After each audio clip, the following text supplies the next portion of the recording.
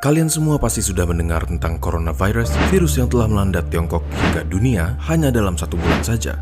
Wuhan coronavirus, yang dinamakan WHO sebagai 2019 novel coronavirus, adalah jenis virus corona yang baru saja ditemukan dan dapat menginfeksi manusia karena kecepatannya dalam berkembang biak, walaupun pada umumnya hanya menginfeksi binatang. Terdapat 7 jenis virus corona yang dapat menginfeksi manusia. 2 virus diantaranya adalah virus yang kita semua kenal beberapa tahun yang lalu, yaitu SARS coronavirus dan MERS coronavirus. Termasuk novel coronavirus yang baru ditemukan, mereka semua adalah sekeluarga virus yang biasanya menyerang sistem pernafasan. Keberadaan virus yang baru dan misterius ini menuai banyak pertanyaan, dan dengan video ini kami akan mencoba untuk menjawab sebisa mungkin untuk meredakan rasa penasaran dan kecemasan kalian.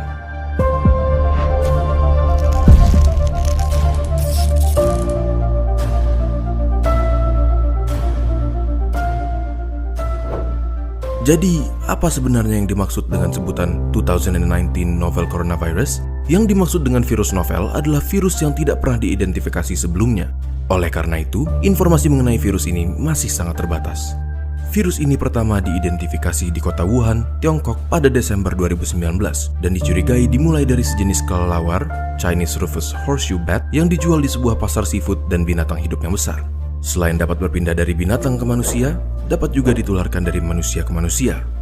Hingga saat penulisan kami pada 29 Januari 2020, ditemukan 6.095 kasus positif coronavirus, 9.239 kasus suspek coronavirus, dan 133 orang yang meninggal dengan tingkat kematian sekitar 2,2%, jauh lebih rendah dari SARS atau MERS. Kasus virus corona sudah ditemukan di hampir semua provinsi di Cina dan di banyak negara lain. Di Indonesia sendiri, sudah ada beberapa kasus yang dicurigai infeksi virus corona, namun beberapa menunjukkan hasil lab negatif dan yang lainnya masih dalam pemeriksaan. Tetapi, hal ini tidak menutup kemungkinan bahwa sudah ada infeksi virus corona yang belum terdeteksi di Indonesia. Kenapa? Karena gejala biasanya muncul 2 hari sampai dengan 2 minggu dari paparan, dan orang yang terpapar dapat menyebarkan virus ini walaupun belum timbul gejala. Memangnya apa sih gejala dari infeksi virus corona yang baru ini?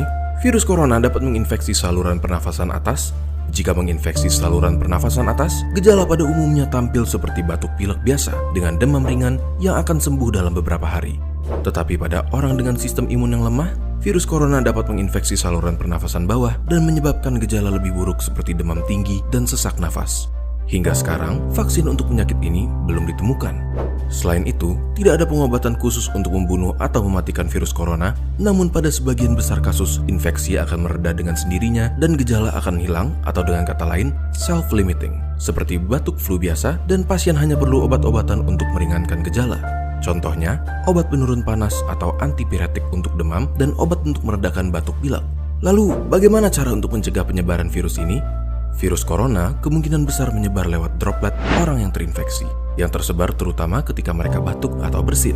Oleh karena itu, jika Anda atau seseorang di dekat Anda memiliki gejala batuk pilek, demam, atau sesak nafas, terutama jika mereka baru datang dari Cina dalam 2 minggu terakhir, kalian bisa menggunakan masker surgical dan ganti sesuai kebutuhan, sekitar 3-4 kali sehari.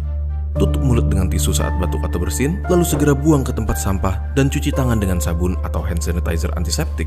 Sering-seringlah cuci tangan dan hindari memegang mata, hidung maupun mulut sebelum mencuci tangan. Center for Disease Control and Prevention atau CDC menghimbau untuk menghindari perjalanan ke Cina jika tidak perlu. Apabila kalian datang dari Cina dalam 2 minggu terakhir dan memiliki gejala seperti yang sudah kami sebutkan, segera cari perawatan medis dan hubungi rumah sakit yang akan kalian kunjungi mengenai kondisi kalian. Dan jangan lupa untuk memberitahukan riwayat perjalanan kalian ke Cina. Jangan lupa untuk bagikan video ini kepada mereka yang kalian sayangi supaya mereka juga tahu bagaimana cara menjaga diri dari virus corona. Jika masih ada pertanyaan kalian yang belum terjawab, kalian boleh langsung mengunjungi situs WHO, CDC, dan situs-situs sumber kami pada deskripsi video di bawah atau tanyakan kepada petugas kesehatan terdekat. Kalian juga bisa tulis di kolom komentar dan akan kami jawab semampu kami sebaik mungkin. Kalau kalian ingin memulai diskusi, jangan lupa bahwa kami sangat menghargai diskusi yang baik dan teratur.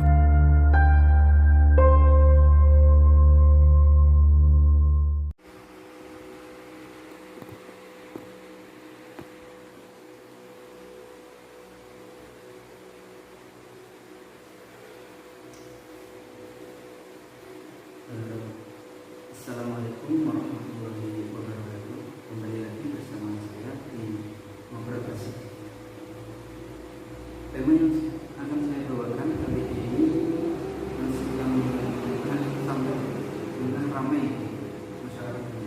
yaitu virus corona. Nanti juga ada pembahasan mengenai pemberlakuan PSBB yang ada di Indonesia dan juga larangan mudik. Yang pertama kita awali dengan pembahasan dari COVID-19 atau virus corona tadi. Awal mula ditemukan virus corona sendiri itu di salah satu kota di Tiongkok atau China. Kota tersebut bernama Wuhan. Pasti kita tidak akan pernah membayangkan jika virus tersebut dapat menginfeksi begitu cepat dari manusia ke manusia. Penyebarannya yang sangat cepat sekali. Sampai-sampai WHO, organisasi WHO, pada hari Rabu tanggal 11 Maret 2020 kemarin secara resmi mengumumkan bahwa virus corona tersebut adalah sebagai pandemi. Ini pandemi pertama yang disebabkan oleh coronavirus. Sekarang kita ke keganasan wabah virus corona. Sebenarnya sudah dikisahkan dalam film, kalau nggak salah tahun 2011 yang berjudul Contagion.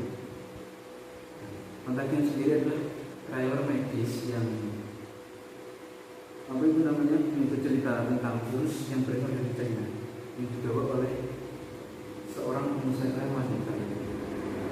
Kemudian oleh pengusaha wanita tersebut dibawa ke Amerika Serikat. Nah, cerita dari film tersebut kan sekarang yang dialami oleh kita semuanya pada dunia ini benar-benar terjadi.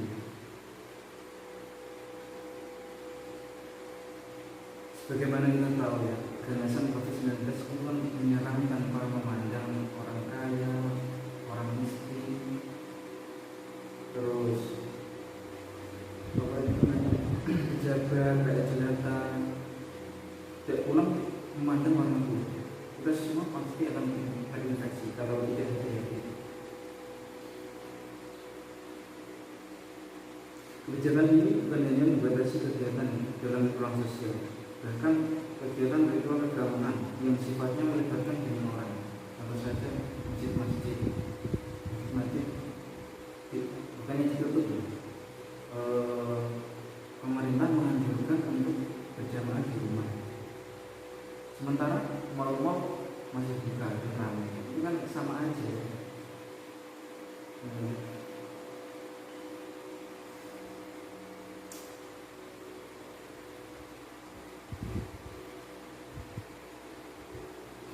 Sebenarnya dari pemerintah Indonesia juga sudah menetapkan lockdown atau penutupan akses dari daerah ke daerah agar penyebaran virus tersebut tidak cepat ya. Ada juga physical distancing.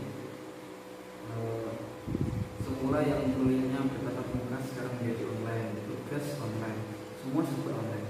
Ya ini yang menjadi berat, tugas online itu sangat menyiksa mahasiswa. Selanjutnya kita hubungkan dengan patologi sosial. Situasi serba tidak menentu dan seperti ini membuat pemerintah maupun masyarakat panik, terlebih lagi tinggi dengan berita-berita hoax yang ada di media sosial. Eskalasi keganasan COVID-19 atau virus corona tadi yang semakin memuncak jadi makin menakutkan oleh serbuan berita hoax tadi yang ada di media sosial. Kan kasihan yang masyarakat awam yang tidak memiliki pemikiran kritis kerap termakan berita hoax tersebut.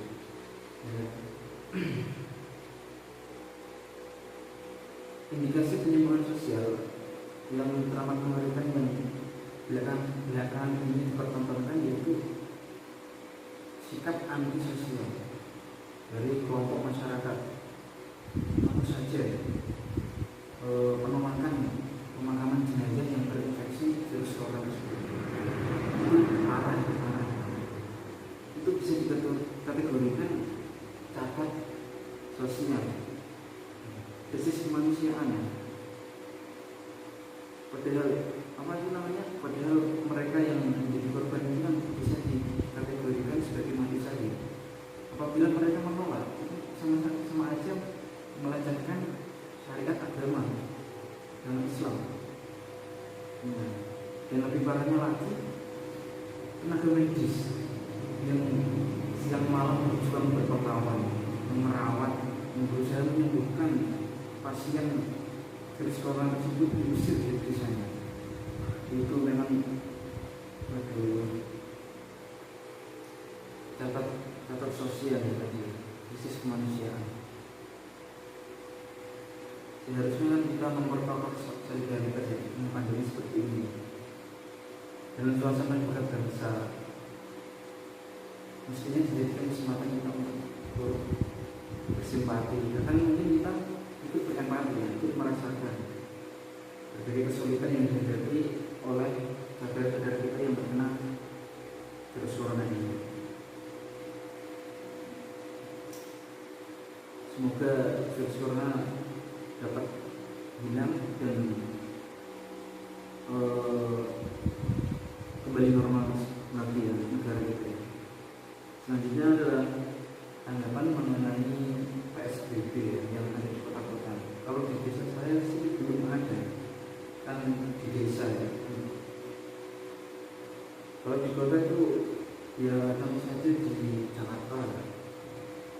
Sebenarnya saya pribadi yang adanya kebijakan dari pemerintah PSBB tadi setuju saja, asalkan pemerintah sudah siap dalam memastikan kebutuhan masyarakat selama PSBB itu berlangsung.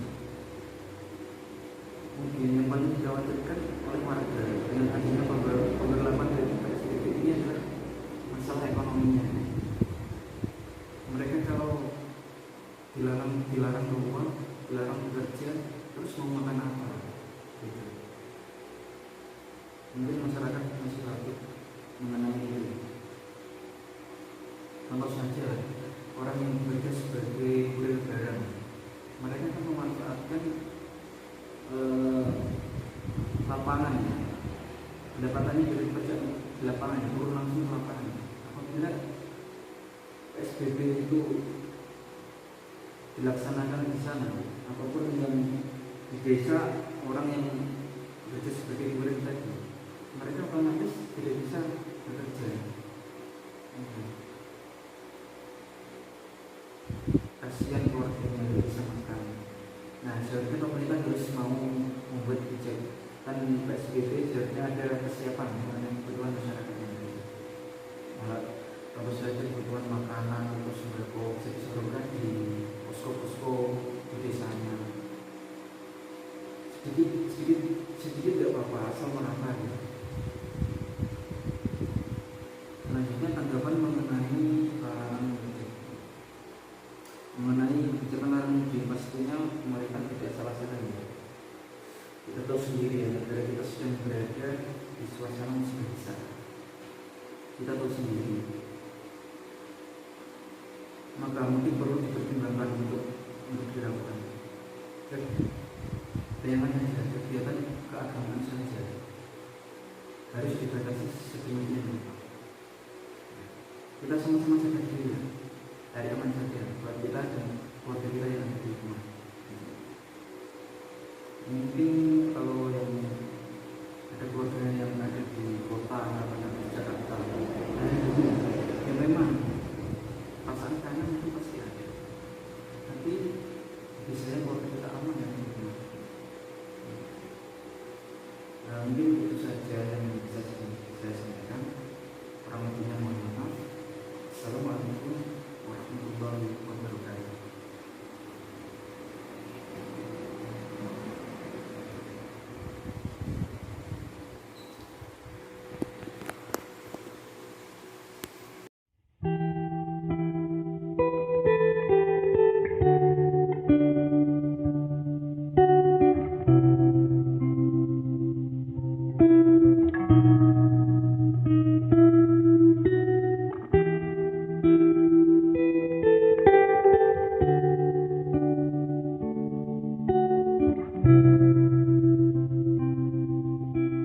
Thank